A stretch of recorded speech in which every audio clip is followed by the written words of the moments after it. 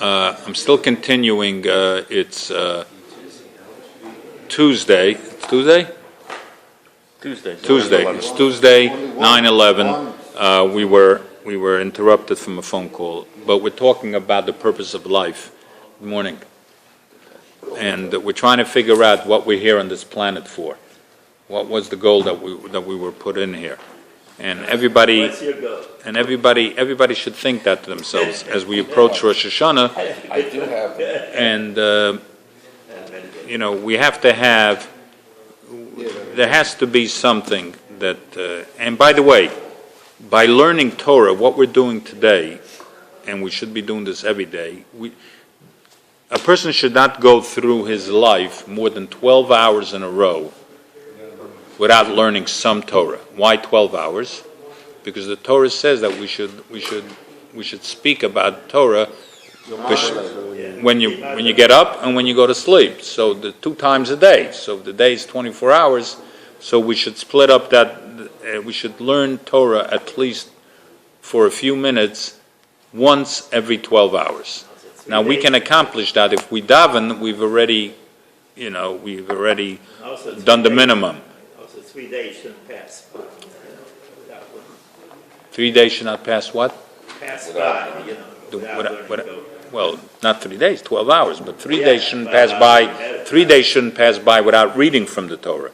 So that's why we read from the Torah on Mondays and Thursdays, because we learn from the Torah on Shabbos.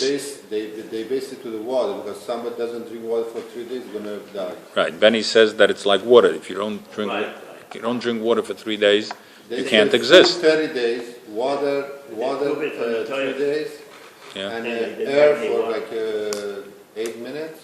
Air? Okay. Yeah. There's a maximum amount of time a person can exist without air, and Benny says it's 8 minutes. I'm not sure about the... Whatever it is, without food, it depends. Some places says 7 days, some places says 30. You can't live without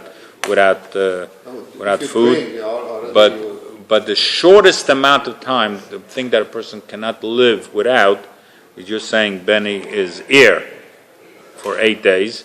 I personally think, for me, a cell phone without 2 minutes. 2 minutes without a cell phone. I don't know if I can do that. It's like taking hands away from a Jew, They right. can't walk. But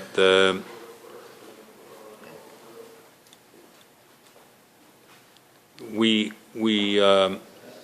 have to think about, Rosh Hashanah is coming up, especially what do we want to accept upon ourselves to change? We have this concept even in the secular world. What's your New Year resolution?